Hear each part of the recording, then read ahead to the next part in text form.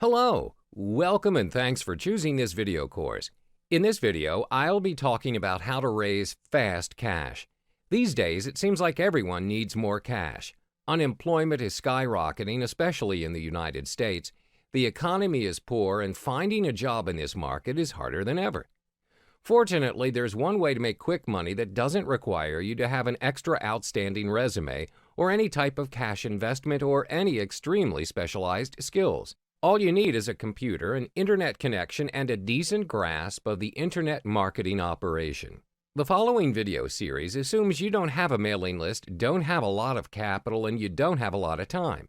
And you'll be given top 4 ways to raise emergency cash quick: JV brokering, freelancing, sell your stuff, brokering solo ads. First of all, JV brokering. JV stands for joint venture. As a JV broker, you're a connector. You connect people with products or services to people who have customers, subscribers, and traffic, and you take a percentage of the revenue created from that connection. Being a JV broker can be very advantageous. You don't need your own product, customers, or a mailing list. You don't need a fully automated website with all the works. You don't need to purchase anything. All you need to do is learn how to locate complementary businesses, introduce them to each other, and negotiate a deal between them. You become the middleman. For doing this, you get a percentage of the sales.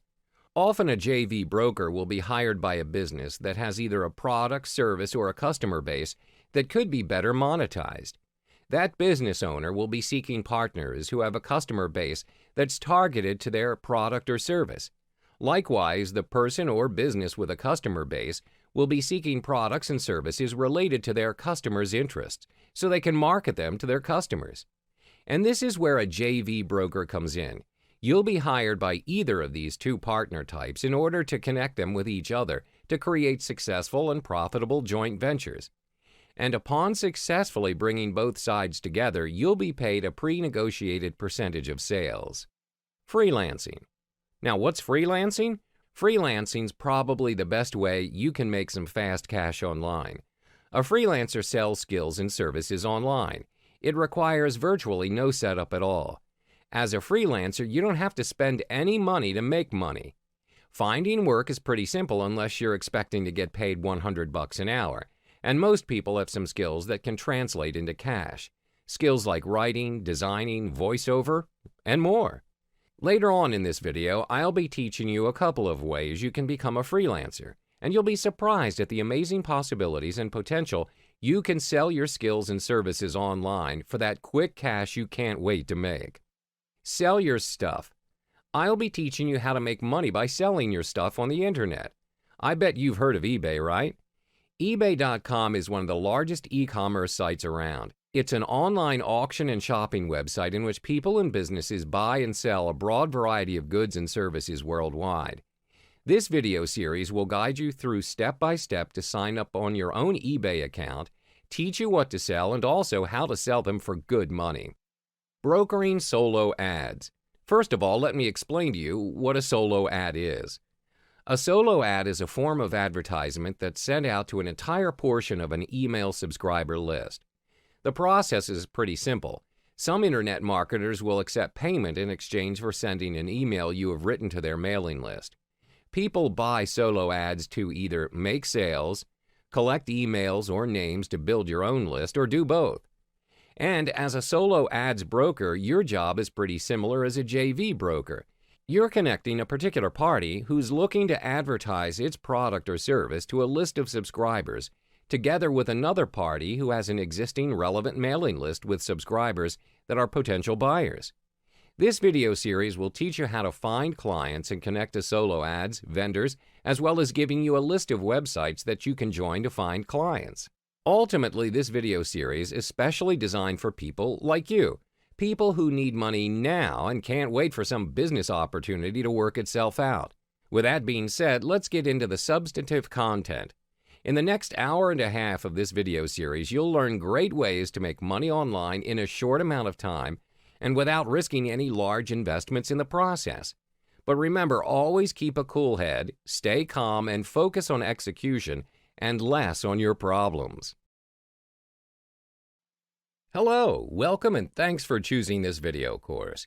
In this video, we're going to talk about how to contact your product vendors before they launch. Before we dive into contacting vendors, allow me to brief you on some responsibilities you should know about vendors. A vendor is a business or individual that sells a product or provides certain services to another business or individual.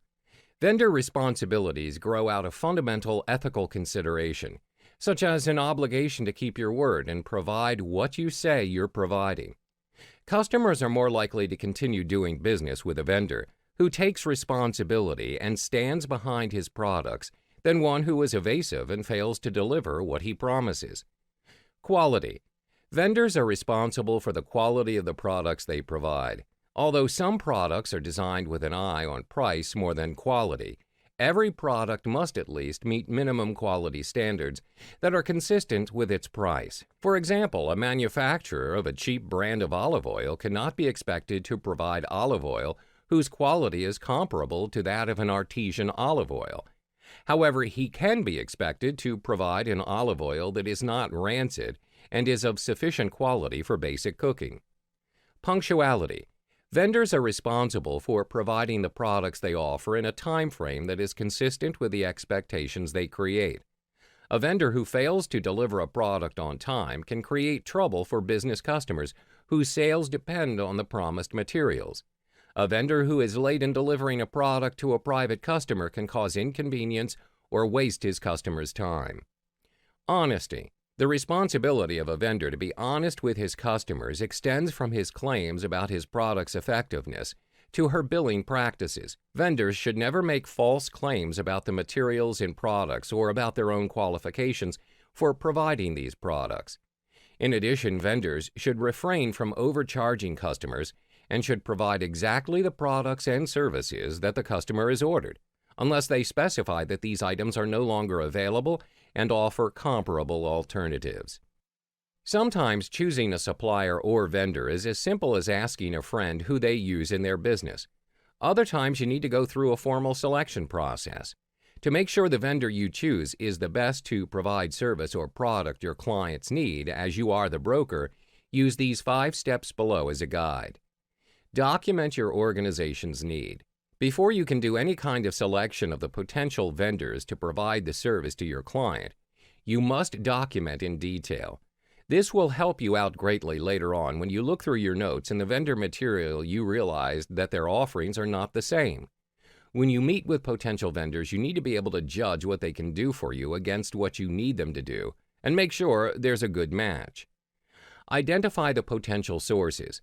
Whatever service or item it is you need to provide, your best step is to do your own research and identify which organization seems to do the best job in supplying what you need.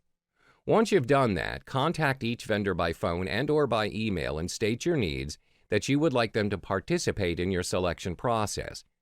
Understand that if this is a fairly small dollar item, they won't be too interested in going through a lot of effort and resource hours and dollars to acquire your business. Initial vendor discussions.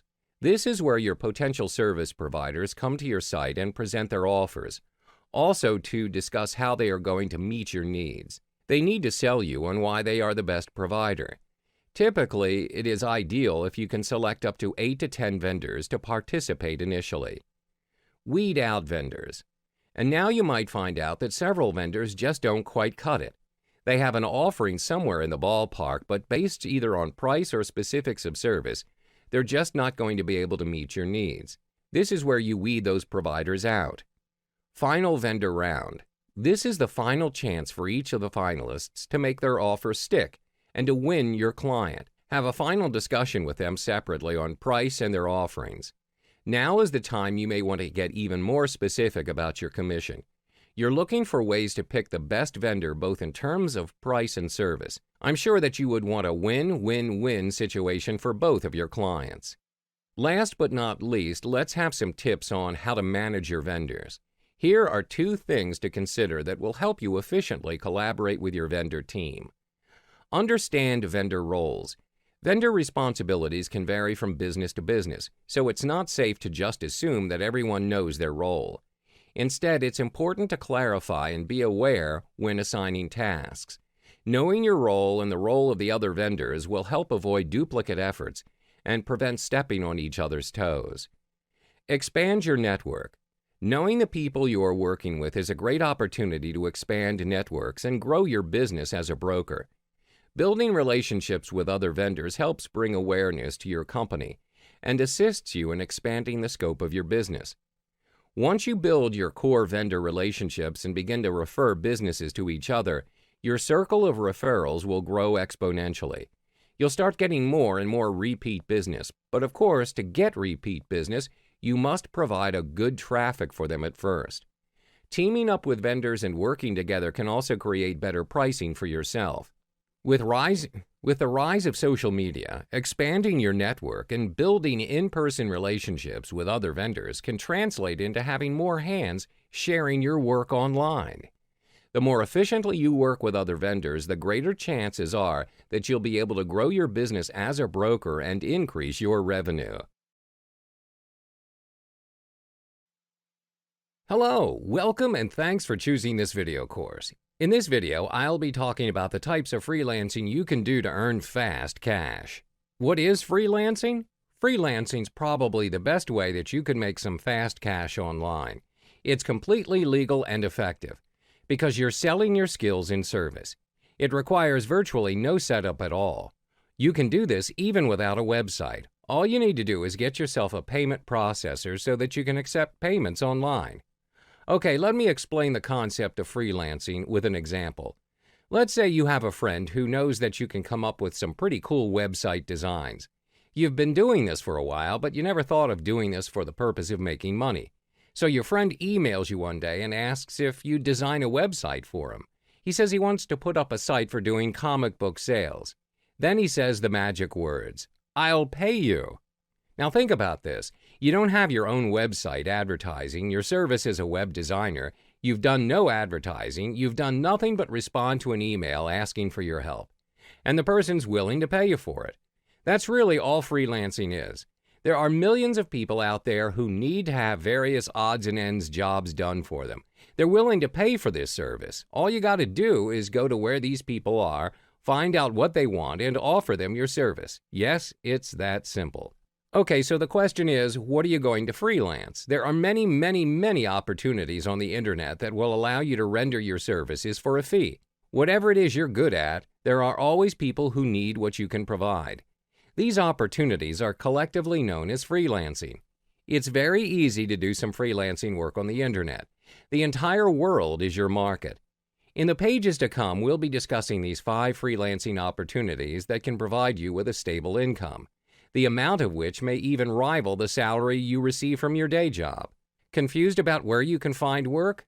This report will tell you where to source out some clients, enumerating specific places where you can find some projects, places which are proven, and places which are brimming with potential clients. It will ensure a great start for your freelancing career, and it will share some tips and tricks that'll help you to compete with the pros. Writing.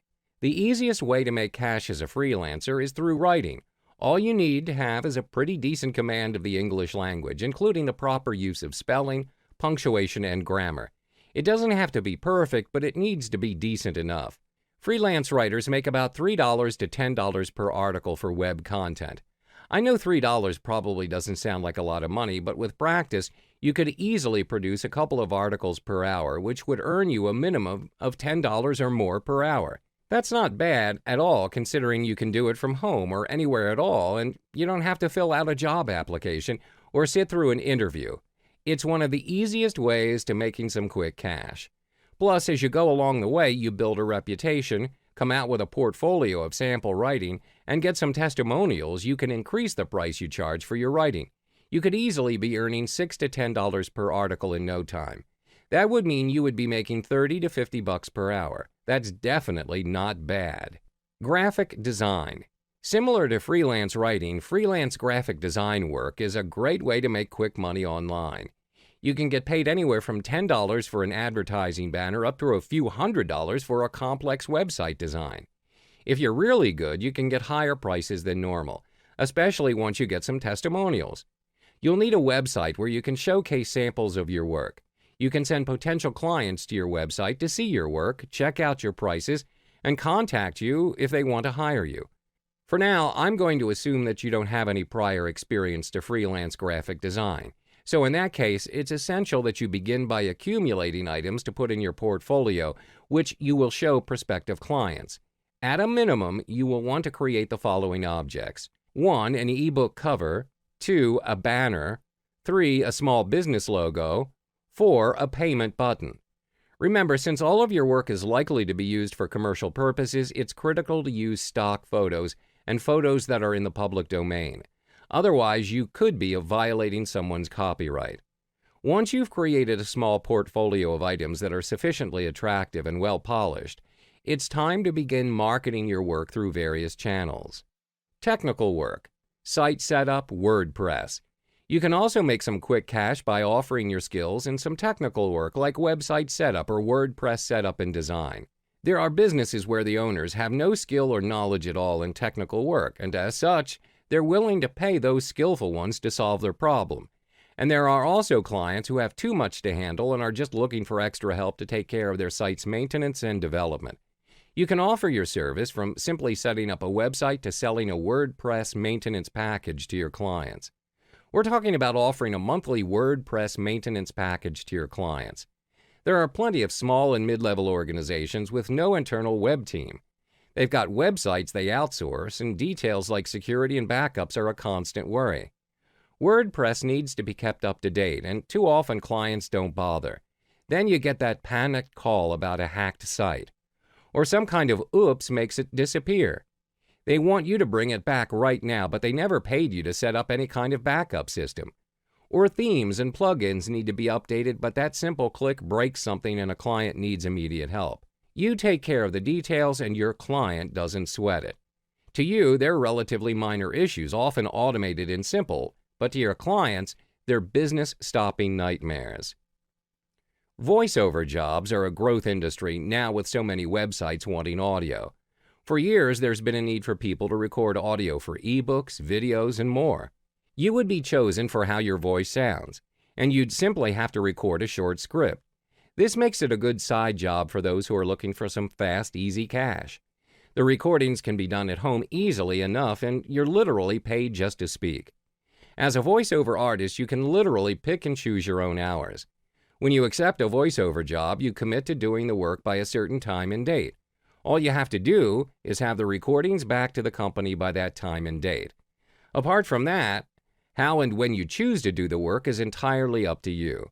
You can still work a day job and pick up voiceover freelance jobs to work on any other time. Getting paid for voiceover jobs can happen in a number of ways, but usually the money is simply deposited in your bank account and a set number of days after you've passed the recording over to the client.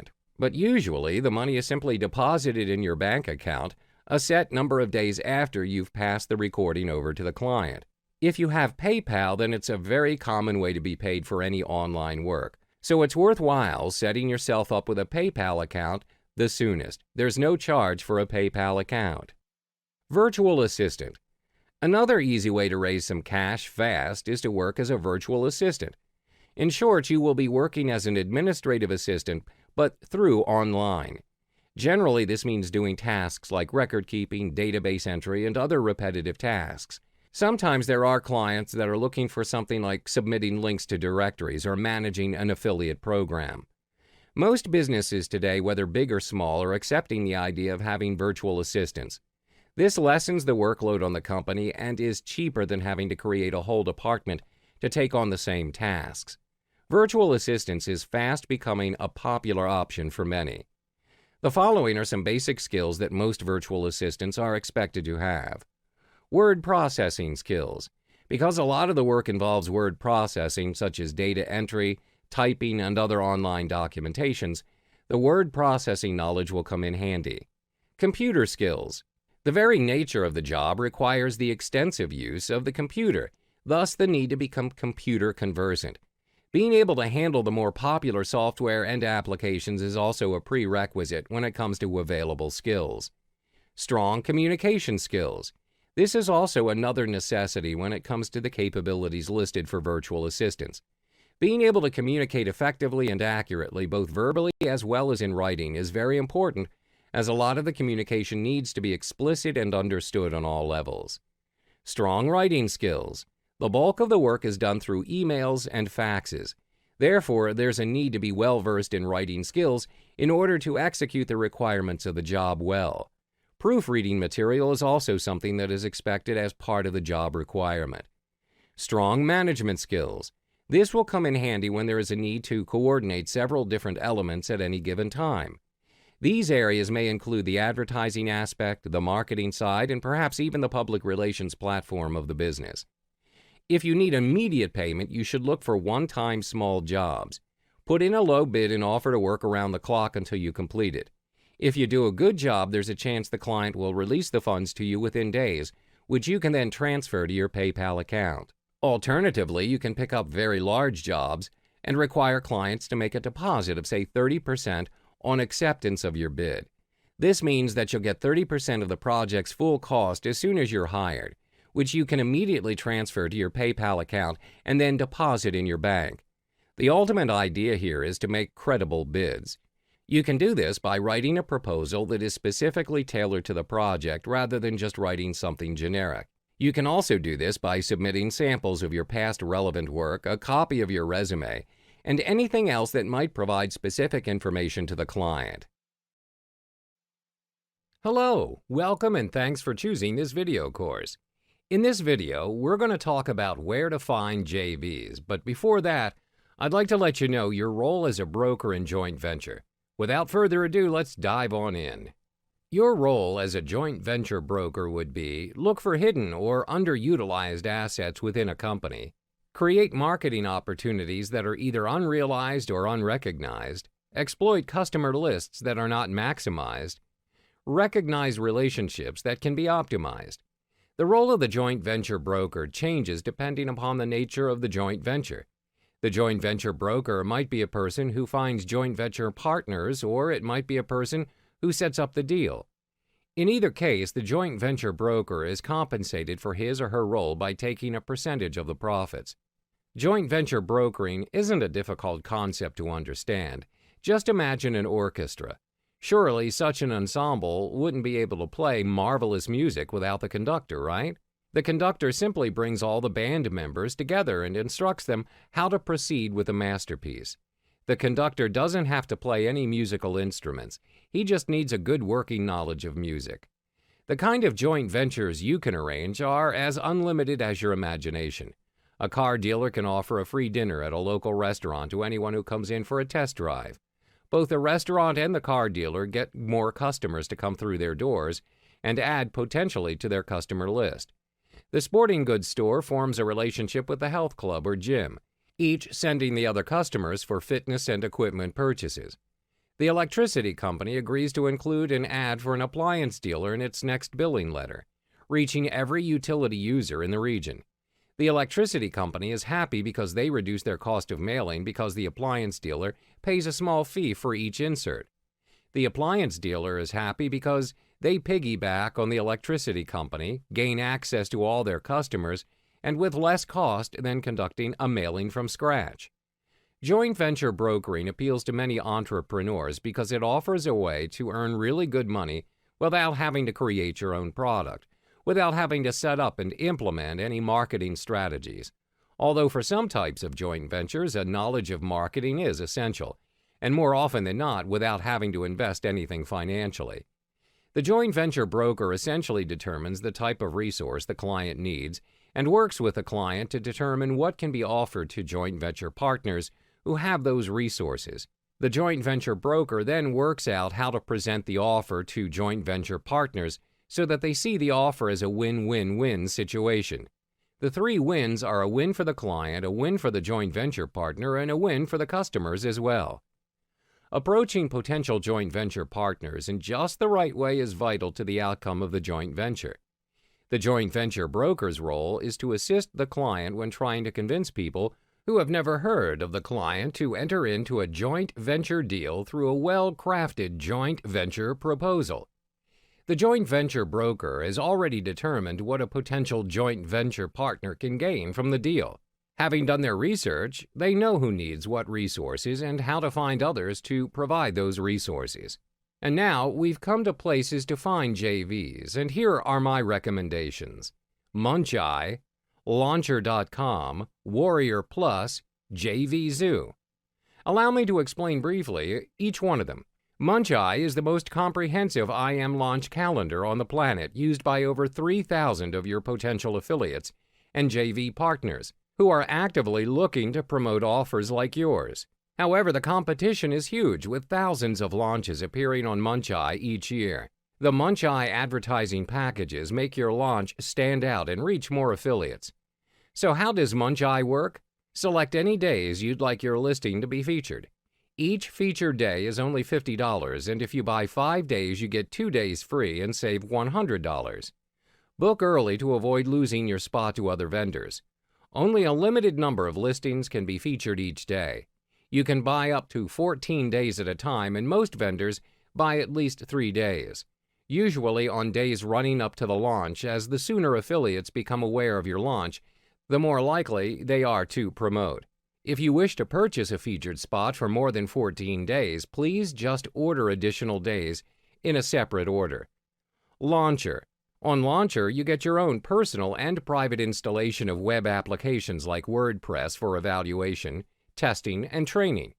You can share your installations with other users or even share your own custom solutions. Launcher is offering a free account, no credit card required to register, no strings attached. It is great as well to put up your own commercial products and services. How does Launcher work? If you want to use a web application, you first have to sign up or log in. This is required because Launcher is offering personal installations.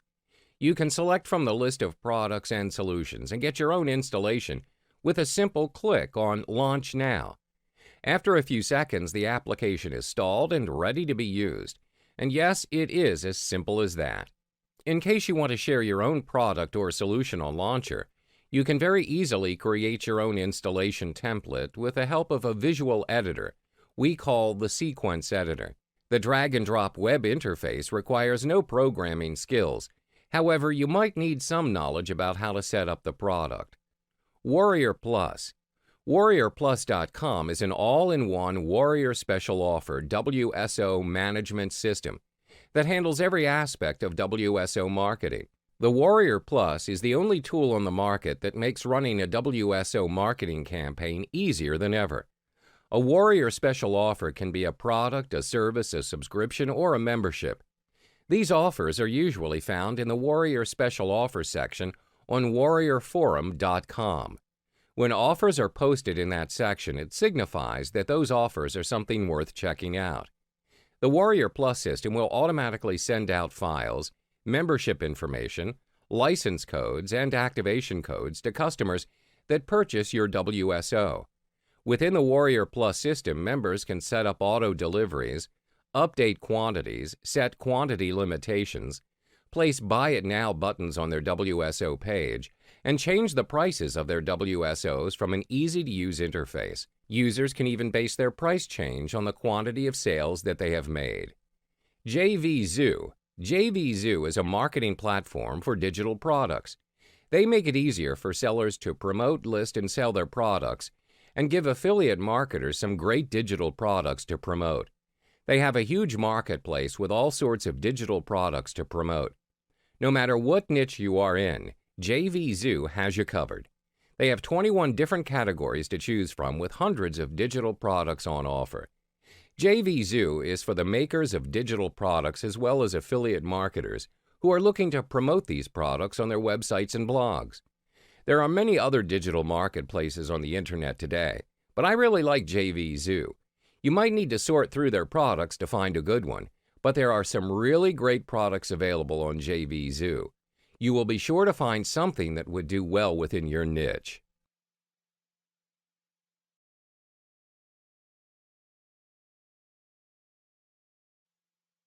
Hello, welcome and thanks for choosing this video. Now that you're all set with setting up an eBay account, the next big step is finding the products to sell. Generally, anything is sellable on eBay, but of course there are certain items that are prohibited in eBay.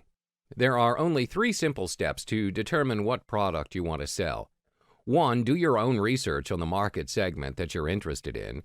2. Look for manufacturers or wholesalers that can reliably dropship products for you. 3. Choose several viable products to sell that conform to your selected niche market. That being said, these 3 steps are highly significant, and it's best to follow them through instead of skipping them. When it comes to conducting research, you need to have a careful planning and research at each step. In doing so, you can easily avoid most of the common pitfalls of dropship selling. Dropshipping is basically acting as the distributed sales force for manufacturers and wholesalers who either cannot or don't wish to act as retailers. All you have to do is being a virtual distributor, whereas the rest of tasks, such as handling the physical order fulfillment and shipping, are done by the manufacturers. To kick things off, you should start with a select few items that you have carefully chosen so that you won't find yourself in an overwhelming position with auction fees before you even actually start selling anything. Furthermore, it's easier for you to evaluate the feasibility of each item on a small scale before you start expanding towards other products. When it comes to choosing your dropshipping partner to work with, spend more time in narrowing down to the list of best partners with the best possible deal. Any dropshipping partner that's approved by eBay is quite reliable to choose from, but you'll find that their entire product catalog is well represented on eBay by a number of other dropshippers. Once you've found the right company that's willing to do dropship work with you, find out how long they've been in the business and how long they've been doing dropshipping for clients. There are great deals to be had by buying products abroad, especially in countries in Asia, and having them shipped directly to your country. There are setbacks, of course, like dealing with foreign countries due to international shipping and custom regulations, but generally most eBay dropshippers suggested avoid using foreign suppliers entirely. The least you could do to offset your compromises is look for special deals with foreign partners, but limit the bulk of your goods to domestic wholesalers. Through this method, you'll be able to not only take advantage of some truly fantastic deals with what is typically less expensive merchandise, but you'll also be able to keep up with other companies through contacts and trade publications when your domestic companies are no longer capable of offering you some of your best-selling choices. Basically, there are only 2 basic types of source for drop-shipped goods. Manufacturers.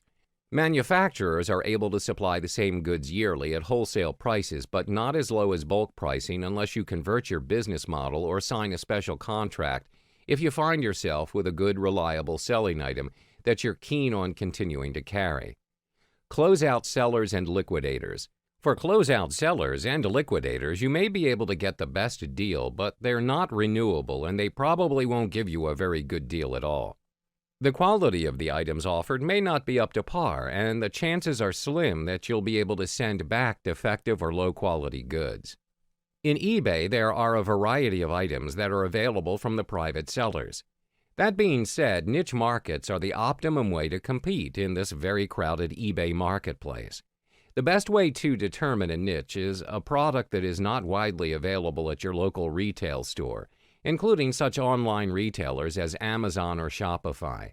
Usually, people that have a niche with a good knowledge of the products often have a good head start. If you don't have a good niche to start with, search for categories that have only a few listings in your local area. Especially lucrative are product sectors that can be served by small local outfits that are often selling at a very high profit.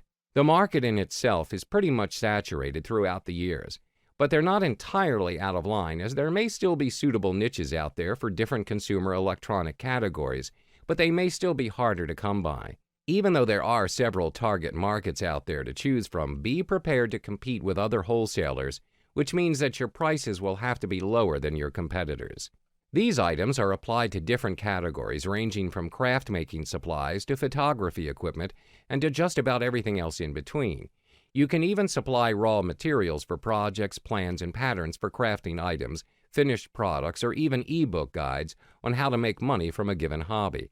To focus on this particular niche of items, you need to absolutely fill that niche completely to make your store more appealing for customers and their desire to visit your store. There are various items that can be formed into a collectibles item, even if the items are not in the best shape. There are still people more than willing to fork out money to purchase them. Generally, there are well-known collectible markets out there for such items as dolls, figurines, and even stuffed animals. In eBay, collectible items are usually very well present, and they have become collectors' go-to areas to search for.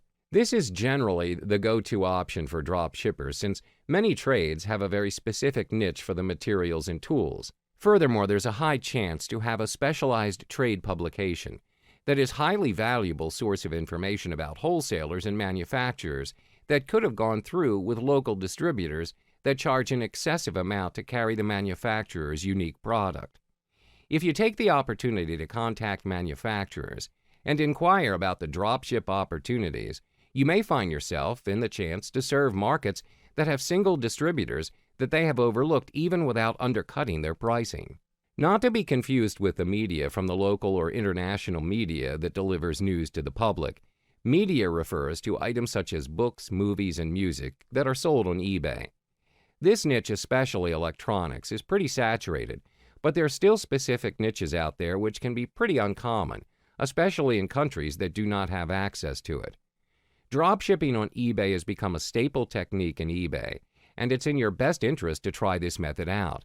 Hopefully, this guide will help you with determining what to sell on eBay through dropshipping. Good luck! Hello, welcome and thanks for choosing this video course. In this video, I'll be talking about where to post your service for freelancing gigs. The first stop for many freelancers are the various freelancing and outsourcing sites. Here are some freelancing sites to try. There are quite a few of them you can try, but you'll be facing a lot of competition from all around the globe. Some people are writing articles for as little as 50 cents each on these sites. The quality is horrible at that price, but they still manage to get the work. Another great way to get work is on the various internet marketing forums. Here are some of the forums you can try to find freelance work. These forums are full of successful marketers who need freelance services. It can be pretty hard to find a good, reliable freelancer, so they'll be more willing to give you a chance. You can also get slightly better prices than you can on the freelance sites. Remember, don't go spamming these forums with offers. You'll need to follow their rules, and you may need to pay to post an ad to get business. But paying $10 or $20 is a drop in the bucket compared to the amount of money you can make from a single offer. But I'll be further explaining on two of the freelance sites specifically in this video course. The Upwork.com and Fiverr.com are the largest and most globalized freelance platforms where most freelancers and clients frequent and seek for freelance jobs and services. Upwork.com. Most freelance services like voiceover, graphic design, virtual assistant can be found on this site. With over 1.5 million clients, Upwork, formerly Odesk, offers something for every type of freelancer. With over 1.5 million clients, Upwork, formerly Odesk and Elance, offers something for every type of freelancer. It accommodates both short and long-term projects, hourly or project-based work, to entry and expert-level engagements. Regardless of what possession or skills you're offering, Upwork is likely to have it for you. The steps to navigating your way in Upwork are pretty simple. Just simply sign up for an account on the site and you can browse through thousands of job postings. It's made simple as you can search by category based on your skills and fill out applications for anything you find relevant. If you get interviewed or hired, you can track your hours or project status on Upwork and then get paid directly through the site. Here are some ways to increase your chances of landing a job. 1. Fill out your entire profile with samples and references. Clients may contact you about jobs, so you need to make your profile as enticing as possible. 2. Take multiple tests. You'll have to take the Upwork readiness test before you can apply for jobs, but then you should take others related to your skills. This shows clients that you can really do the work. 3. Link a withdrawal option to your account. This takes a long time to set up, so you should get it going while you work on your first project. 4. Include a cover letter for every job you apply to. Do the same just as you would do for a regular 9-to-5 gig. Explain your profession or skill. Fiverr.com is a good place to start to build your freelance empire. Sometimes looking for a platform to present your services can be the most difficult thing for a freelancer. Connection is all a freelancer needs, and Fiverr has created this platform for you. This is a place where everyone can be connected to search for the services they need. Fiverr is a marketplace where people can offer their services starting at a cost of $5. The concept of Fiverr is straightforward. As a seller, remember this 4-step procedure. Communicate with the client, accept the gig or send them a custom offer, deliver the gig, complete the order. How to use Fiverr? Fiverr is extremely easy to navigate and use. The website design is clean and clear that even first-timers can understand the concept easily in no time at all. First of all, signing up for a Fiverr account is free of charge. Go to their website, then click on Join to sign up for the account. As mentioned, enter your email and set up the password. Or you can connect Fiverr to your Facebook or Google account without creating a new account. The whole process is extremely easy. It's not necessary to fill in any other information unless you want to customize your profile manually. After that, you'll receive a confirmation email from Fiverr. Activate your account through the email. Once you've completed the activation, you can start selling on Fiverr. Aside from that, you'll need to have your own PayPal account. PayPal is the main payment method that is accepted by Fiverr. If you already own one, link it to your Fiverr account. If you don't have one, it's time to create one. Don't worry about the fee. Remember, PayPal is free. Hello and welcome. Thanks for choosing this video course. In this video, I'll be talking about how to get clients to hire you as a freelancer. Now that you've locked down the types of jobs you can do and where to offer your skills as a freelancer, it's time to teach you how to get clients to hire you. This is usually where people make their mistakes and ruin their potential of getting hired. You can't just sign up on any freelancing sites, respond to a job request and say, "Hey there, I can do that, hire me." You need to present yourself in a professional manner, and you must make the initiative to contact them first. Don't just sit around and wait for clients to come to you. Every freelancing site may have their different ways of processing your job application, but they all have something in common: your proposal or offer. Whether it's done through the site or responding to an email or anything else, you're going to submit a proposal to the person looking to hire someone for the job. So that's the first thing I'm going to cover. Keep in mind that there are so many different types of freelancing assignments. So I'll have to keep this as generic as possible because there's no way to write a proposal that fits perfectly for every type of job there is out there. So listen to the following proposal and adapt it to the job that you're looking to apply for. A normal job description you might come across on freelancing sites would kind of read like this: looking for somebody to write 10 articles on internet marketing. Topics desired are as such. Must be at least 500 words each. Please submit your qualifications and your rate. And this is how you should respond professionally. Introduce yourself, state your profession, what you have been doing, show them your best sample work so they can evaluate if you're fit for the job, tell them your charging rate, give them a specific price. If you're very confident with your skills and want to make sure they're willing to hire you for your rate, you can include the below reasoning to convince them that your work is worth that price. Then tell them how to contact you. The reply method will depend on how the site works. It could be a member ID, a member name, or your personal email. Just follow the instructions on the site. That's how you reply to a job request. If you present yourself in a professional manner, you'll win a lot more bids that way. So the key to landing yourself a job on freelancing sites is to simply pursue nonstop. The internet is so big, and the amount of freelancer offerings is unlimited. You just have to be full game on and put yourself out there so clients will notice you and hire you for your skills. The key is simple. Go out there, present yourself every day until you get hired. Go on to all the freelancing sites and search for relevant job postings, find those that you're interested to work for, and send in your application, as many as you can daily. It's a numbers game after all, and the more frequently you appear to their eyes, the higher your chances that someone will find you the right fit for their job. You just need to be really aggressive, not in the way that will offend or annoy someone. Don't sound overconfident, just be aggressive in your posting. Offer yourself on a daily basis at every possible job offer you can find on all freelancing sites. You can also send frequent reminders. Bottom line is to be persistent but not pushy. If you don't hear back from someone that you don't know very well, you should give them a week to respond before you send a polite follow-up. Your message should sound something like this: Hi, a week ago I sent you this really awesome idea and I wanted to follow up and see if you're interested in pursuing it further. I'd be happy to chat about it in more detail. Let me know if you have any questions, thanks. Always keep it very short and to the point. People are busy, especially editors of larger blogs or publications, and more often than not, they don't respond because they're busy. Sometimes all they need is that little nudge. A reminder to respond to that email was somehow buried among all the rest. And sometimes sending a simple reminder shows that you want something bad enough and that you're really committed to that request. Lastly, follow up with clients. This is something so many freelancers fail to do, and it kills more business than you can possibly imagine. After completing the assignments, most freelancers simply thank the customer for their business and they move on. They think that just because they did such a great job for the customer, they're going to be contacting them for more work. In many cases, that doesn't happen.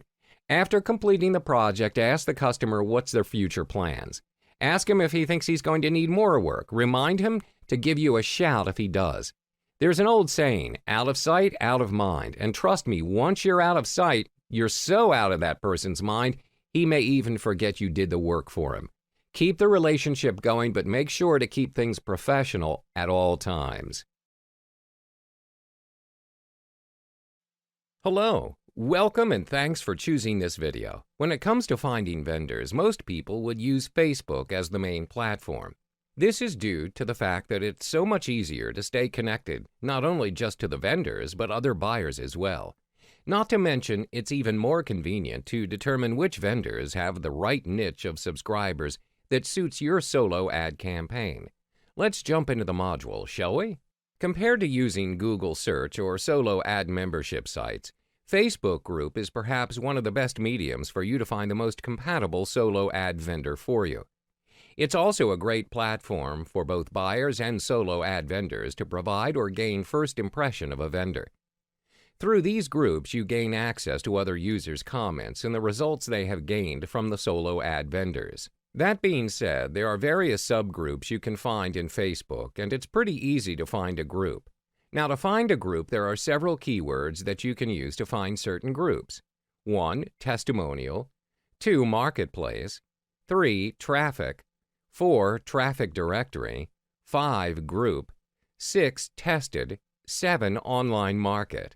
These are the select few top keywords that are used to search for solo ad groups. Even though there are various groups to join, there are two things that you need to keep an eye out for. Firstly, to determine whether the group is still active or not. This is to ensure the group is still consistently getting updated from other members about solo ad vendors regarding feedback and status. Generally, smaller subgroups are the ones that potentially end up losing steam and go inactive. But it's best to check the group's latest posting through the timeline section. Secondly, go through the timeline posts to see the posting environment. What I'm trying to say is that any drama or conflicts being posted, spam or irrelevant posts, and toxic negative comments. If any of these issues are present in the group, it's best to move on and find the next group. Generally, most groups with administrators or moderators would do their job to moderate the group, and that's a good group to join in on. Even though most of the testimonials posts are positive, a majority of the posts are mostly done by other solo ad vendors and not the buyers. It's widely practiced by new vendors if they want to build reputation the fastest and easiest way. Chances are their list may even be similar to other vendors out there that help out each other as well. Generally, it's not a bad thing, but their list may become saturated instead of being a niche list of subscribers. If you're aiming for a niche list of subscribers, look for new vendors as their lists are not saturated with other solo ad vendors. You can easily determine it by their testimonials, the quantity of their sales, or even their referrals. That being said, you can still opt for mainstay vendors, especially those with positive reviews from various people's testimonies. I can't exactly point out each and every group due to the fact that there are tons of Facebook groups out there to join. The least I can do is recommend several groups that you should join. Solo Ad Testimonials, one of the groups with the highest amount of members, with over 26,000, so it's easier for you to find the right vendor that suits your niche. Other groups such as Solo Ads and Ad Swaps and ClickBank Testimonials are part of the groups with higher amounts of members, reaching over 10,000 as well. Even though groups with high amount of members could potentially widen your exposure for your ads, the results may still vary depending if the subscribers are compatible. If you're looking for a close-knit group with group members that only have over several thousand members or less, it may prove to be fruitful to you if you manage to get the right vendor. Check out Solo Ads Empire if you're looking for a private group instead. Besides looking for the right groups and vendors, the most important aspect when being part of a group is to abide to the group's rules and regulations. When it comes to posting, always follow the format that's been regulated for member posts, and only post certain content that is allowed depending on the group, such as testimonials or buying clicks only. Moreover, any post that requires in-depth details, such as funnel clicks or clicks banked, is required to be stated. Furthermore, always ensure the group rules regarding posting certain unrelated posts, such as clicks for sale, bank clicks, or affiliate links, is allowed or not. When it comes to post frequency, find out how many posts are allowed in a certain day or time frame to determine if a member is considered a spam or not. But posting for members are only limited to a single post per day. Last but not least, check any vendors that you're interested to conduct business with, either through the administrators or just checking out their blacklisted members page, just to ensure the vendor is not a scammer or a fraud. Hello, welcome and thanks for choosing this video. When it comes to selling stuff on eBay, most sellers would have the business mindset of the more you have on your list, the more you can sell. What you didn't know is that there's more to eBay than meets the eye.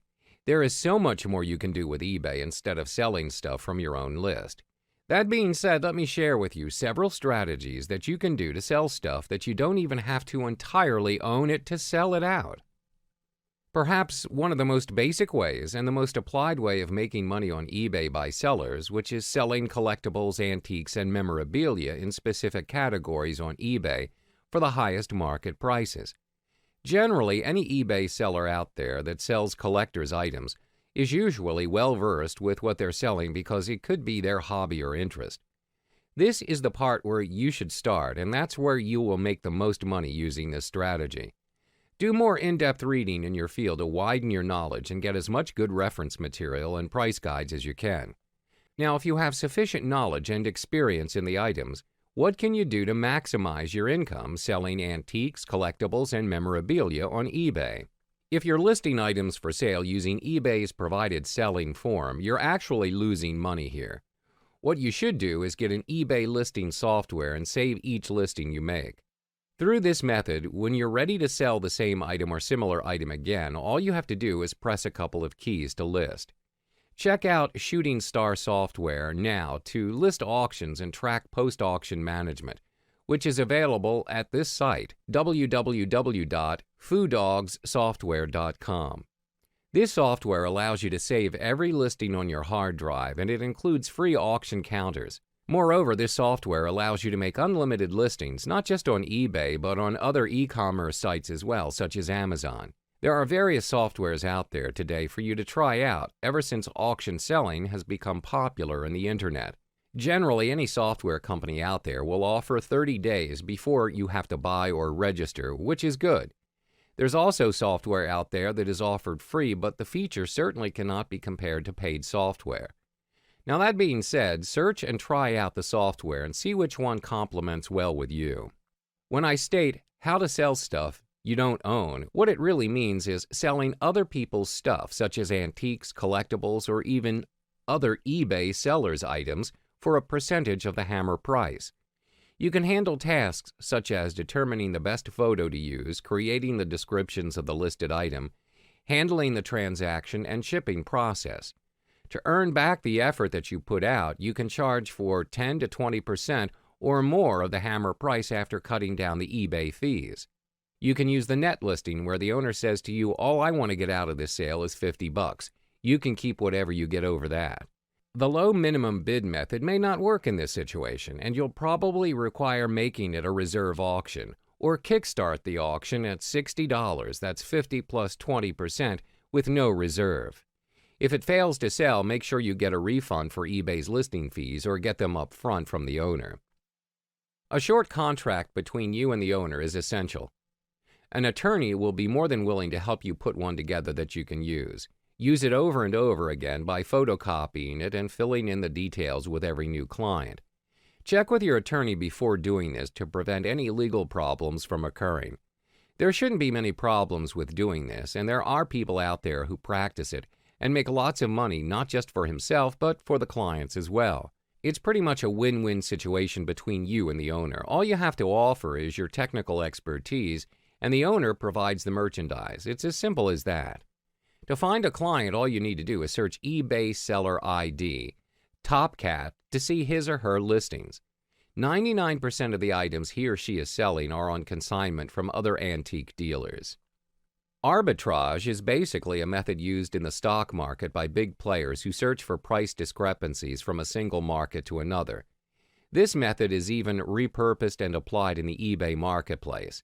All you need to practice this method is to specialize in the item you desire to sell.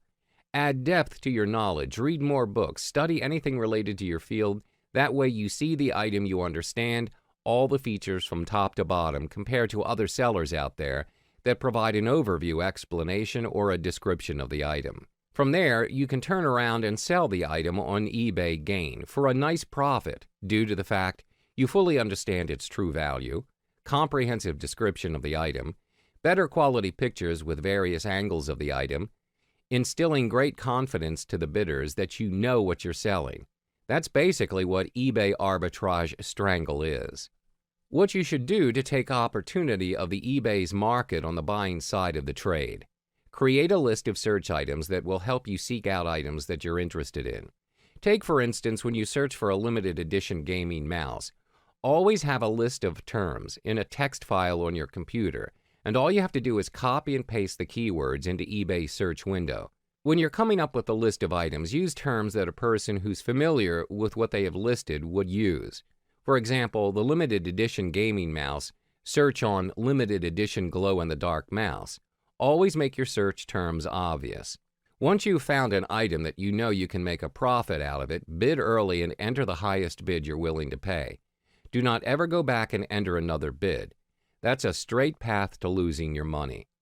If you get it at your preferred price or better, good. If not, the item goes beyond your highest determined price, just forget it and move on to the next item. It's very easy to have bids on 50 to 100 items at one time. If you win 10 or 20 out of 100, you're actually doing very well. When it comes to searching for certain items that are not sold at retail stores, your best bet is to look for it at the local auction house or during an online search.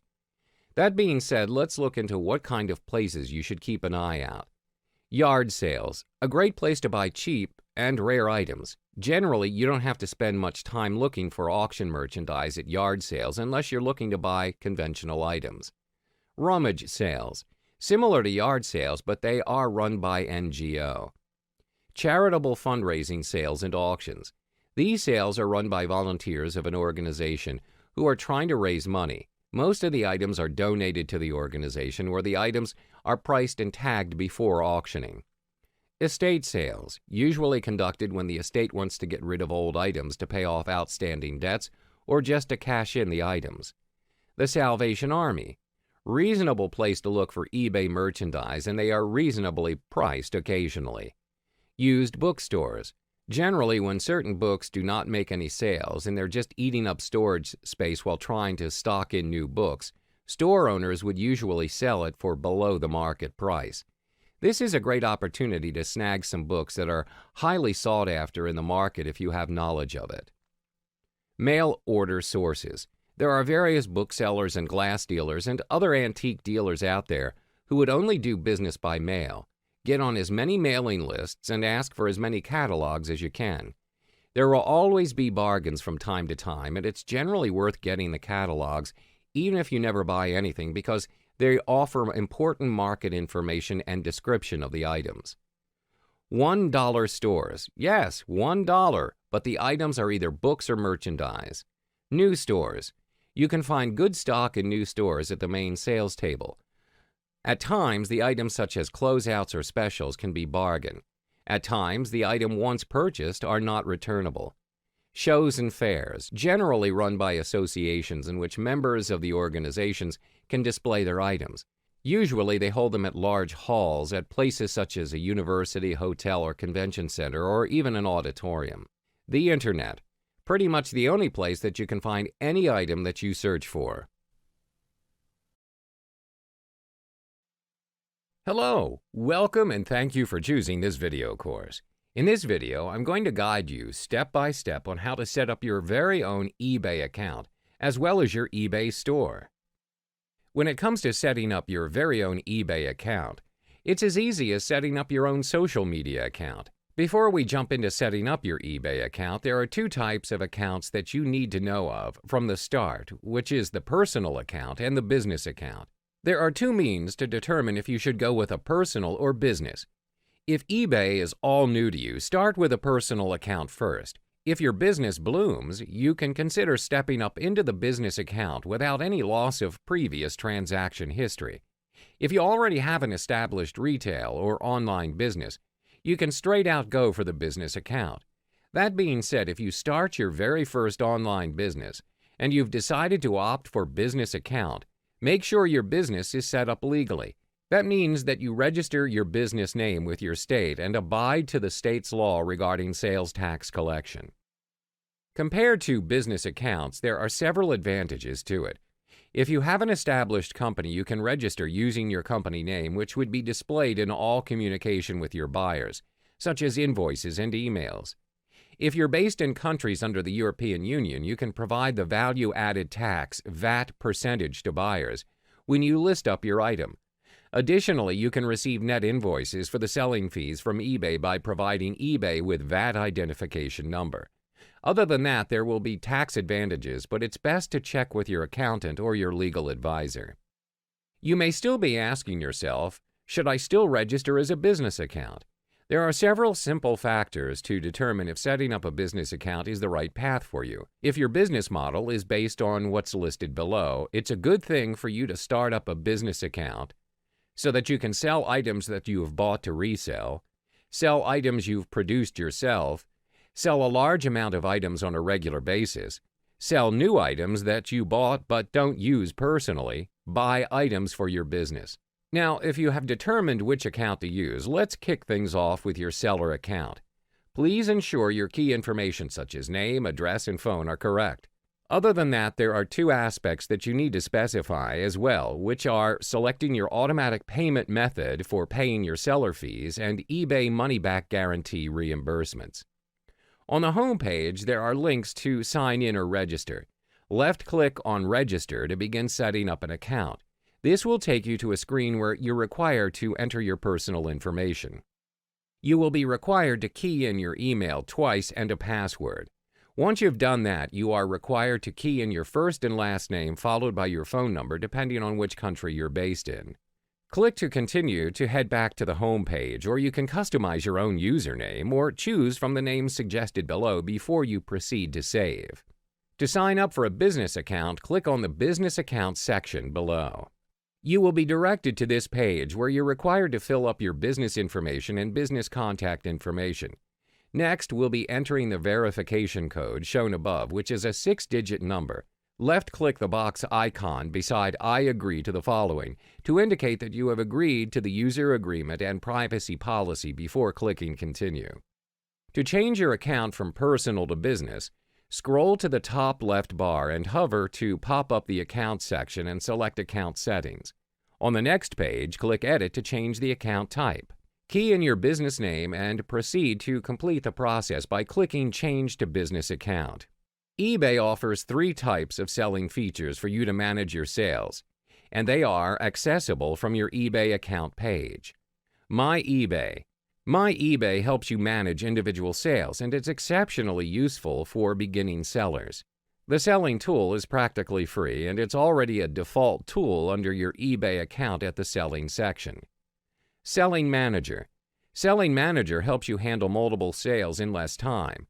Through this tool, you can manage listings, track sales, and perform common post-sales tasks such as handling feedback, email, payments, and shipping. There are no fees required, and you can subscribe to it for free.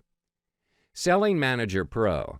Selling Manager Pro handles a bigger volume of products and sales to save time, and it includes the entire feature from the default Selling Manager, plus the capability to automate common sales tasks, track inventory, as well as storing reusable listing templates. Upon subscribing to the feature, you will be given a free 30-day trial for first-time subscribers before a monthly subscription is charged for $15.99 to your eBay account and will appear on your monthly invoice. To fully utilize and manage your seller's account, it is best to change your default My eBay tool to the Selling Manager tool, as it helps you with streamlining and optimizing the way you can sell your items. To subscribe to the Selling Manager, scroll to the top left bar and hover to pop up the Account section and select Account Settings. Click the Subscription section and you will head to this Feature Picture page and scroll to eBay Selling Manager and click to subscribe to Selling Manager. This is the Selling Manager subscription page where you can choose your subscription level between the free version and the pro version. Once you've confirmed choosing the Selling Manager, which is free, proceed to the Continue button to confirm the changes. After you key in all your personal details, you'll need to determine an automatic payment method for your selling fees. You may be wondering, what is a selling fee? Basically, anything you're selling on eBay, you are required to factor a certain amount of fee depending on what kind of item you're selling. Your selling fee essentially is used for enlisting selling items into the list. If there is any chance you'd like to change your payment method, it can be done at any time by following the method here. 1. Go to My eBay. 2. Click the Account tab. 3. In the Payment Methods for Seller Fees section, click the Change Automatic Payment Method link and then make your selection. 4. Follow the on-screen instructions. Moreover, you can also make a one-time payment option which allows eBay to collect your selling fee from your credit card or bank account, only when you choose. You can choose from one of the following payment methods. 1. PayPal. 2. Direct debit. 3. Credit card. That being said, you can make your one-time payment, which is a manual, non-recurring payment option, where you authorize eBay to collect a payment from your credit card or bank account at any time by following the method below. 1. Go to My eBay. You may be asked to sign in. 2. Click the Account tab. 3. Under Payment Methods for Seller Fees, click the one-time payment link and follow the on-screen instructions. Just like a physical store or a web store, eBay Store is a comprehensive e-commerce solution that helps you get more out of the eBay marketplace and the millions of buyers worldwide who shop on eBay. With the eBay Store, you can gain exclusive marketing and merchandising tools along with customization features to make your eBay Store outstanding to gain the trust of your customers. Things to note about having an eBay Store is that you need to have a seller account with your credit card on file. Moreover, you need to have a PayPal account up and verified as well. After you've successfully opened up your eBay Store, you should be prompted to subscribe to the eBay Store by choosing a subscription level based on your personal needs. When it comes to deciding which to subscribe to, the basic store is the best option if you are new or inexperienced with online business. Moreover, if eBay is a new platform for you to conduct e-commerce business, it's best to choose the monthly subscription to test out the market before considering using eBay as a long-term online business site. Once you've keyed in your desired store name, click Continue to proceed to the order page details before proceeding to confirm your monthly subscription to the basic eBay store. Hello, welcome and thanks for choosing this video. Have you ever thought about where and who I can choose the solo ad vendors? Most of the time, people would usually opt for the top solo ad vendors, but in fact, the proper way to find the best solo ad vendor is the one that suits you. So, without further ado, let's start our module. When it comes to finding the right solo ads vendors to help you with email advertising, chances are you'll find yourself not getting the results you expected to find. In this case, most of the time, you'll realize that the promises that the vendors provided are not 100% certain that they would deliver. With the growing trend of using solo ads, the market's pretty much filled with various solo ads vendors, which are either new or old. Moreover, the policy's pretty much conducted through advanced payment for their services with no refund policy. And in this case, assuming your solo ads did not work out, you'll find yourself losing a whole lot of money. Now the key question is, how do I find the right players to run my solo ads? First of all, you need to find a vendor that has a list of subscribers that fills in your niche. Generally, any solo ad vendors out there have their very own personal sales page or a Facebook page to keep in touch with their subscribers. That being said, how do you exactly find them? Now, there are 3 ways for you to find them. One is through Google search, Facebook groups, and solo ad membership sites. With Google search, you could search for your niche plus solo ads. Even though it takes 1 to 2 steps to finding a solo ad vendor, it still isn't recommended to rely 100% off the top 3 search results and what the vendors offer from their sales pages.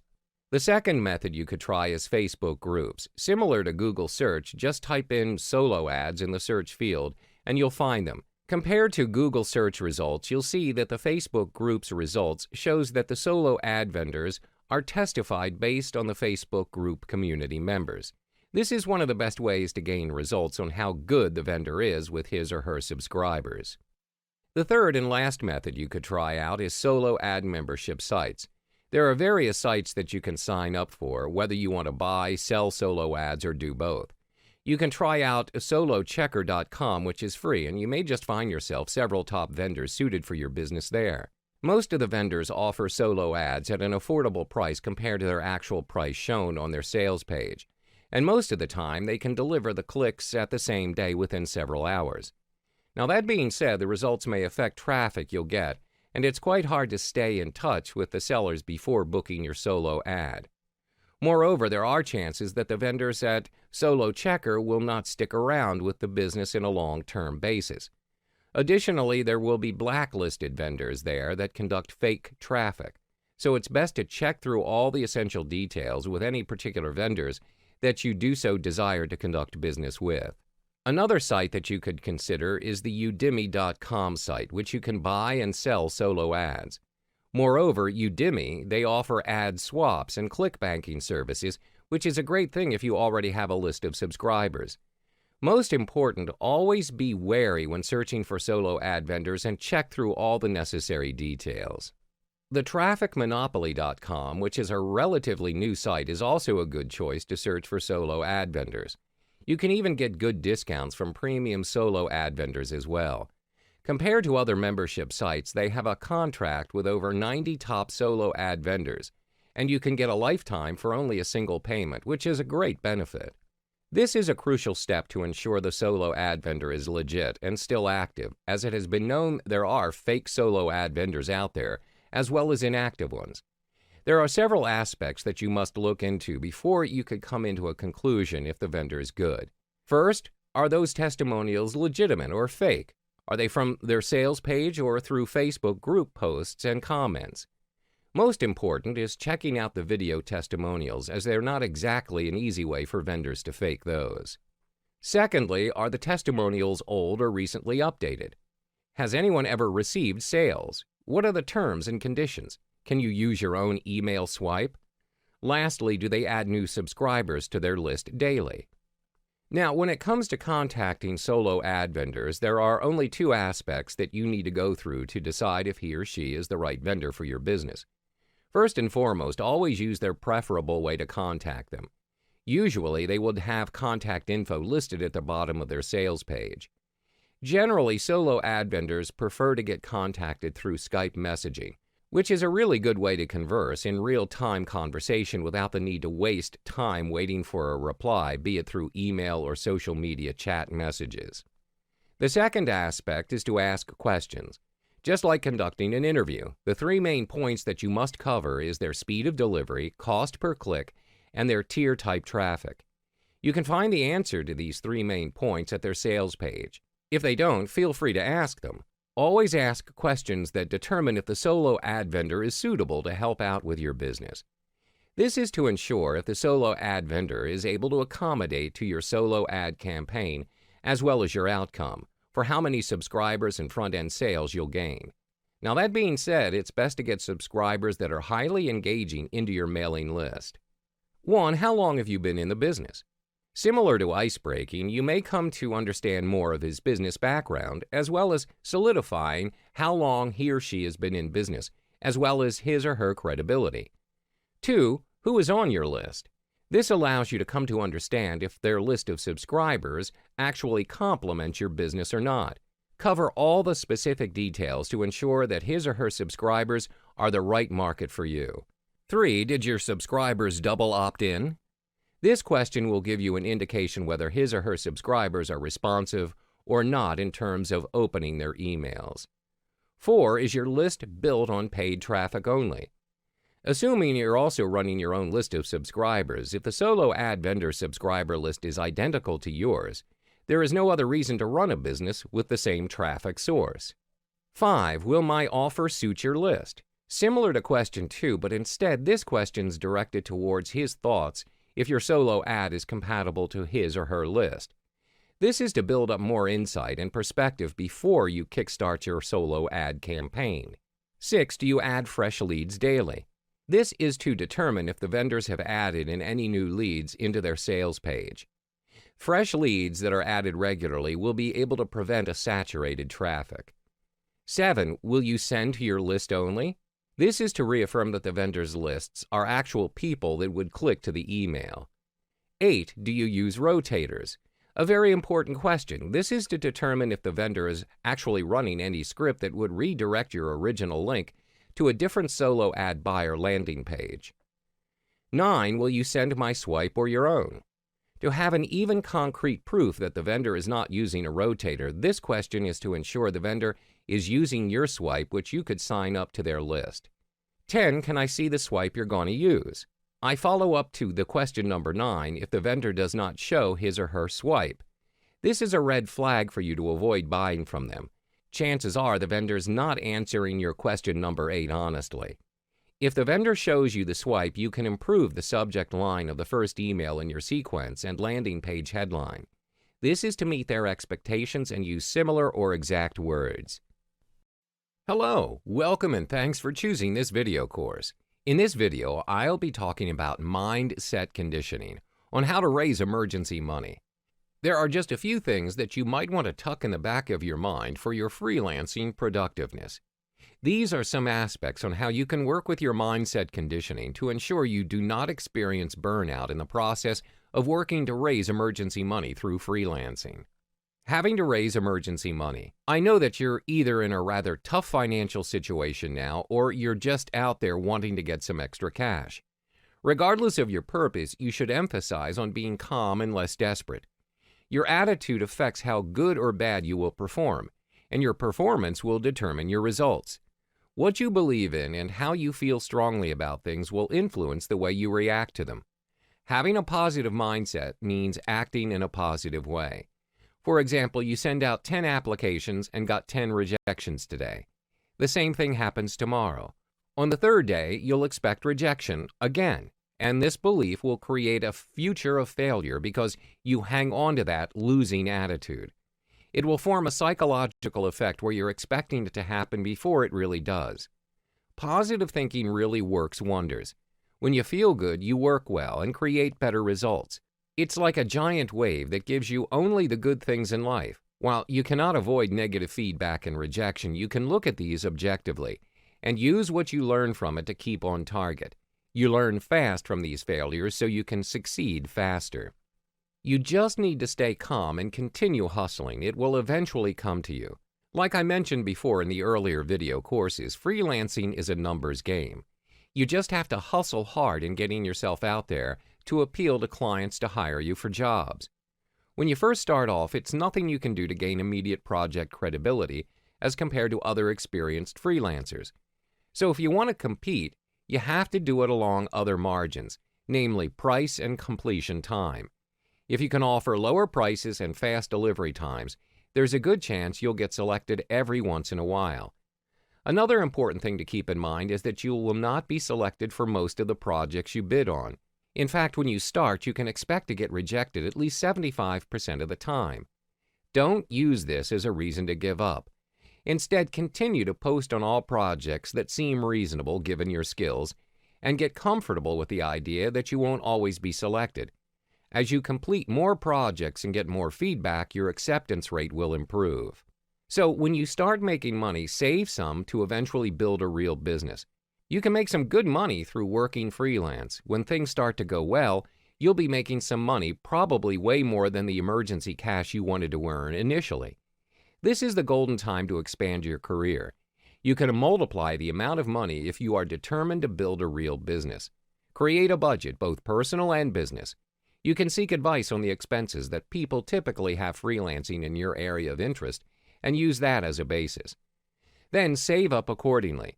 Build up a big fund to start your own business. If you follow through your budget planning and make serious cuts in your spending, along with diligently saving some money, you should now have a nice surplus of money coming in each month. Don't be tempted to spend it. Instead, sock it all away into a savings account. In fact, do it automatically. Instruct your bank to automatically transfer a healthy amount each week into a savings account on your behalf. A lot of freelancers start out small and eventually grow into working their very own business. The reason is simple, because they can and they make money. Freelancers work the same way as any other office workers. You work in front of the computer as well, sometimes even longer hours than normal office workers. And the best thing is you get to choose the assignment and take the amount of jobs you want. You can plan your finances accordingly and use the money for greater things. So remember, save up and you can start your own real business with fixed income or even more. Hello, welcome and thanks for choosing this video course. In this video, we're going to talk about the solo ads business. So what does it mean by solo ads? Curious? Let's dive in and know more about it. Solo ads, also called email marketing, it is a business tool that enables you to communicate with your staff, your suppliers, and your customers by sending out emails. When considering a definition for email marketing, there are a number of ways to define it, from the broad to the specific. Here are some key components to what a successful email marketing campaign does. Direct mail, emails that are sent directly to current and potential customers. Retention email, frequent and regular emails are sent out to current customers. Email-placed ads, marketing ads are placed within emails sent by others. Let's look further at each of these components. Direct emails, it is a call to action on the part of the customer. Let's say you receive an email from a business. You may or may not have heard from them, and you may have never signed up for any of their email lists. Businesses can obtain these lists by buying them. Either way, the business sees you as a potential customer and wants to entice you with a good deal. You may even have done business with them before, and they want to do business once more by offering something you might be interested in, or a better deal than before. The purpose of direct emails is to be promotional. They might offer you a product or service, or they ask you to sign up for something. Potential customers are more likely to get these types of emails. Retention emails. Retention emails are the equivalent of printed newsletters. While still promotional in nature, retention emails attempt to retain customer loyalty by offering the customer something. This could range anywhere from coupons to up-to-date news on the latest products. These types of emails are sent out on a regular basis.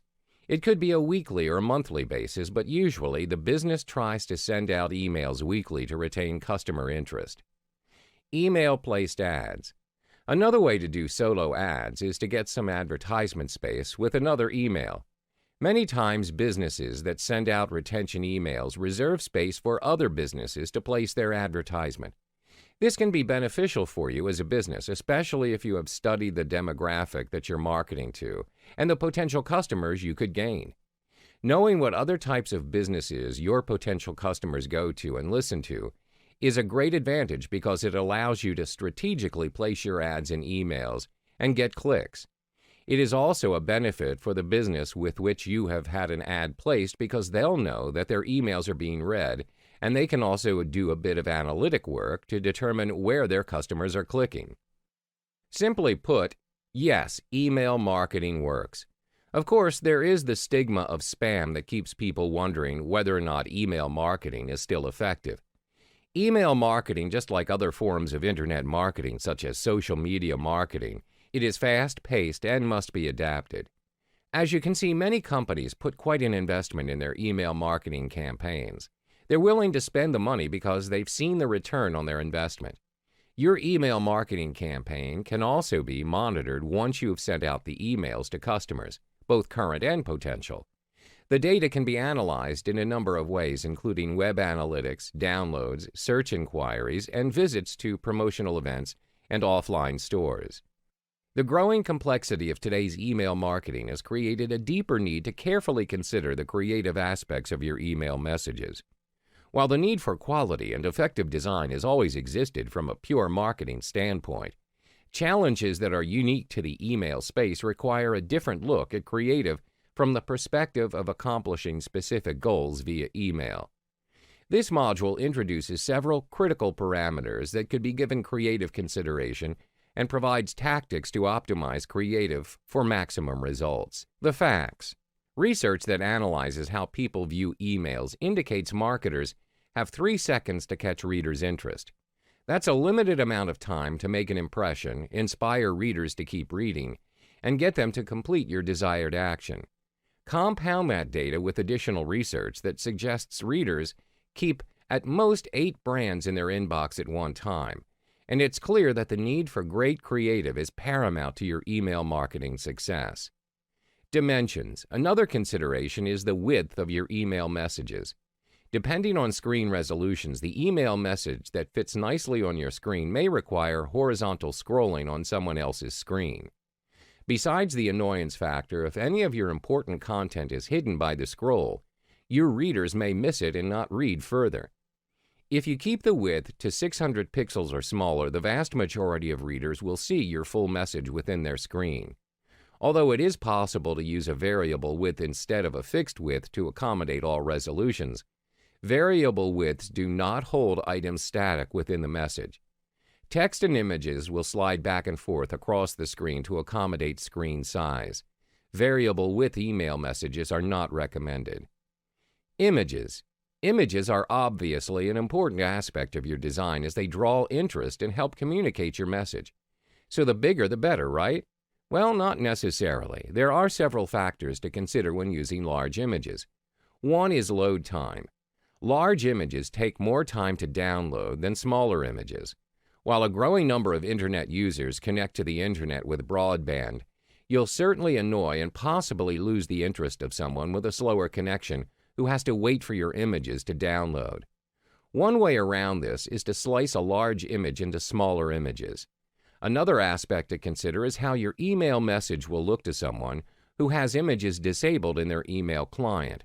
If you don't have any text above the fold and your reader has images disabled, all they will see when they first open or preview your message is a large gray box. For readers to even view your message, you're relying on them to take an action and enable images to be downloaded. If readers don't have a compelling reason to do so, they may very easily discard your message without reading it. Let's continue to the remaining parameters. Rich media. Advances in online media technology have enabled you to do some pretty cool things on the web. For instance, flash-embedded video and audio. But do these technologies transfer to the email marketing world? In some cases, they might. The important step in determining whether to use rich media in email is to take a close look at your audience. Will they be able to view Flash? And if they are they more likely to respond to Flash? If the answer to both of these questions is yes, then it certainly makes sense to test. However, you'll find that being able to view Flash and other rich media consistently in different email clients is not common.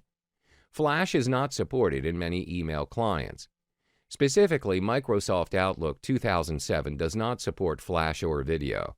Even with email clients that do support rich media, your audience may not yet be ready to receive this new technology via email, and using it could affect response rates. Another factor to consider is the ability to track activity generated by rich media.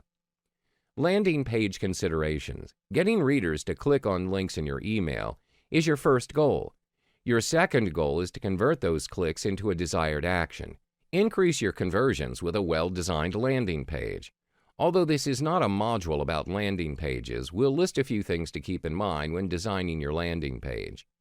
Match the message and elements of your landing page with your email message.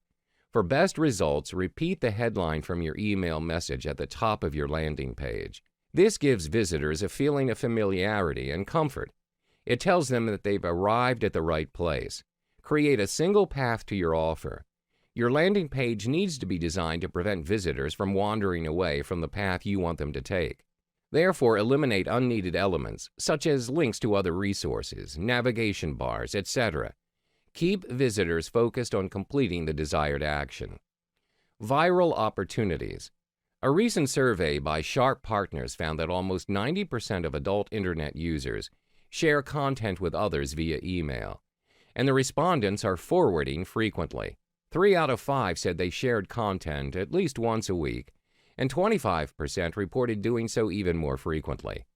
Encourage your readers to do the same by providing a clearly visible "Forward to a Friend" button in your email. The most common placement for this is the top right corner. If your emails are business-to-business in nature, use "Forward to a Colleague." This also allows you to track how many people are forwarding your email and to know who your top supporters are. Optimizing email creative is both an art and a science. It should also be a never-ending process. Our best recommendation for optimizing the creative for your email messages is to take a close look at your messages and try to implement a few of the areas noted. After you've made some changes, track the results and optimize a few more areas. It's better to make progress in small, manageable steps than to wait and plan for a long-term change that never comes to fruition. If examined on a regular basis, email creative can be a major contributor to the growth and success of your email marketing efforts. Hello, welcome and thanks for choosing this video course.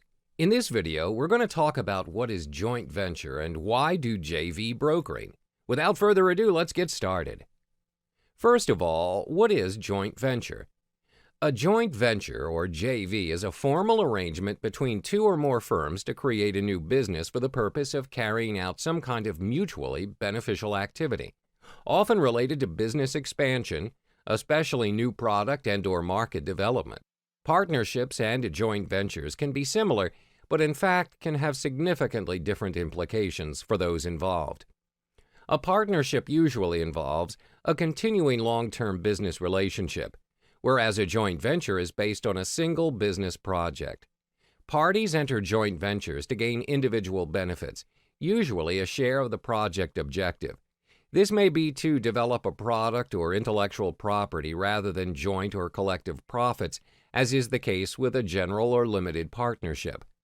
A joint venture, like a general partnership, is not a separate legal entity. Revenues, expenses, and asset ownership usually flow through the joint venture to the participants, since the joint venture itself has no legal status. Once the joint venture has met its goals, the entity ceases to exist. Joint venture marketing can prove to be extremely beneficial for almost any business owner. It's a great way to join forces with other businesses and build mutually beneficial relationships both within and outside of your industry. While there are a number of good reasons to consider joint venture marketing, there are 3 basic reasons that truly outline the main goals and purpose of every joint venture marketing opportunity. They include combining resources, gaining opportunities, and maximizing profit. Combining resources.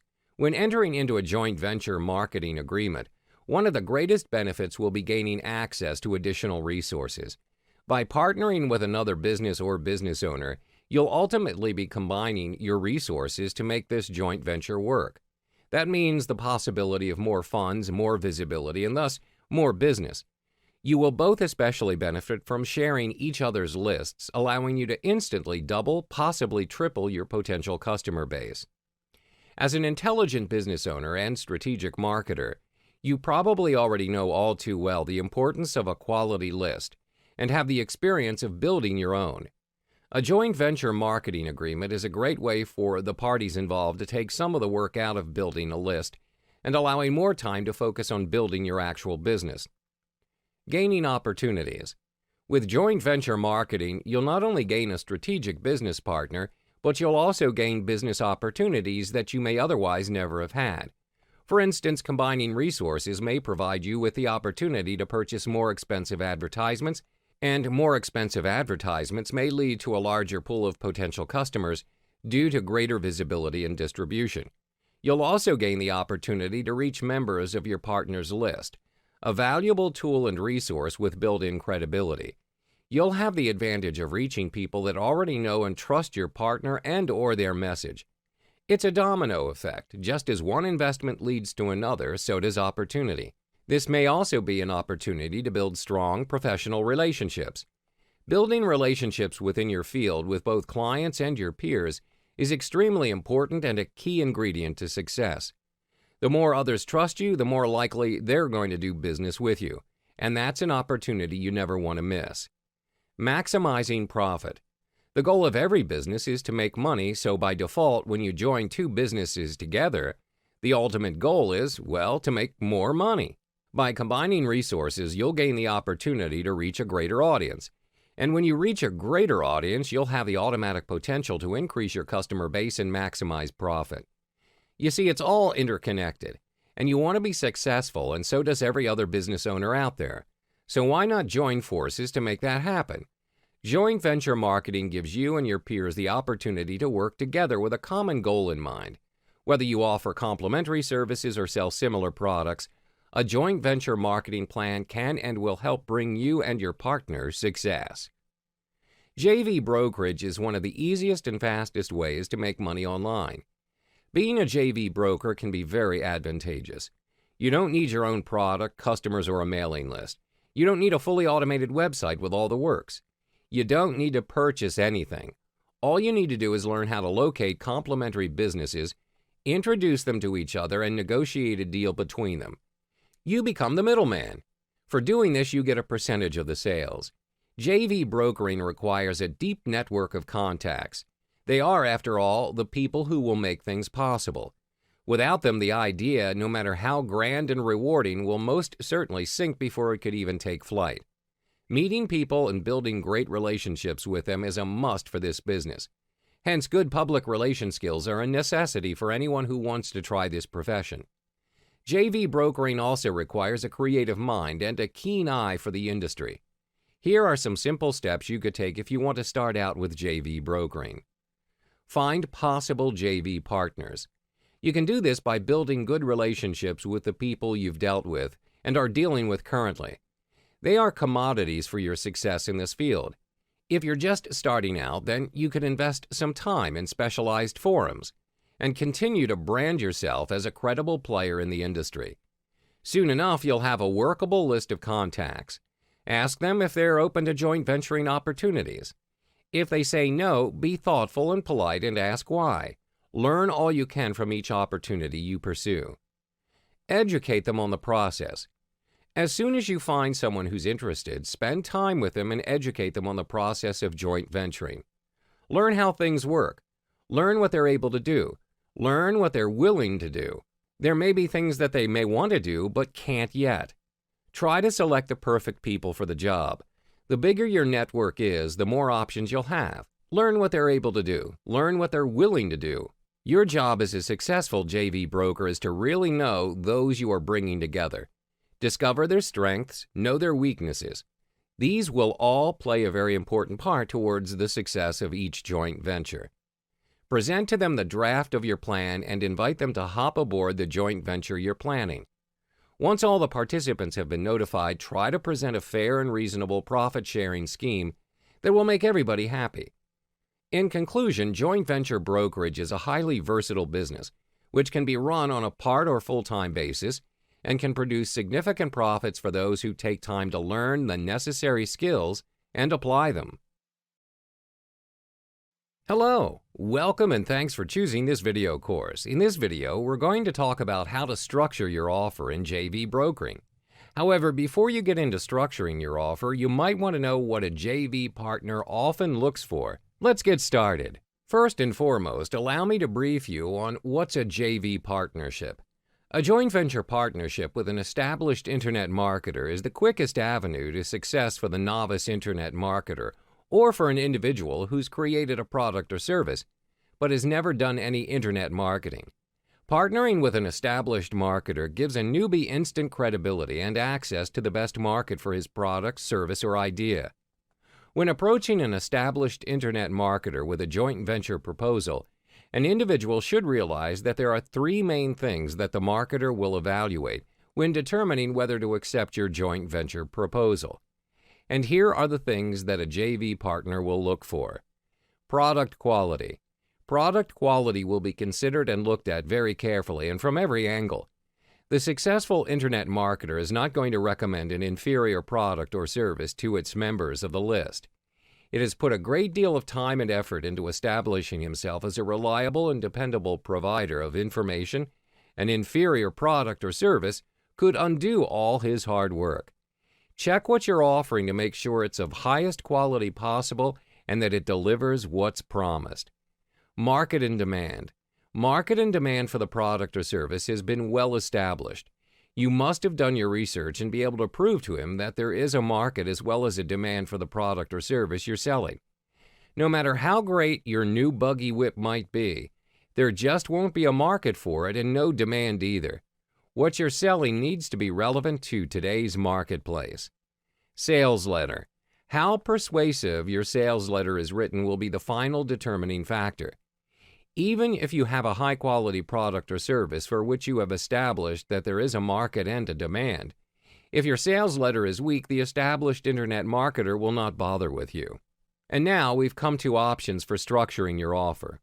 There are two options for you to choose from, which are 20% brokering fee and a one-time flat fee. You might be wondering which one to choose or which one's better for you. Don't worry, let me explain it to you. 20% brokering fee means that you ask for a 20% commission from every sale of the product or service. Of course, you can always negotiate on the percentage with your partners to achieve a win-win situation. But note that you are not the only broker. People always manage to find a substitute of you who would offer a reasonable price. Communicate with both sides of your partner to achieve a balance that makes everyone happy. Next is the one-time flat fee. This means that you only offer once with a flat price. However, we don't recommend this offer unless you're really desperate to raise money. This is because a one-time flat price doesn't offer a long-run benefit to you. You're only being paid once even when the sales are still going on.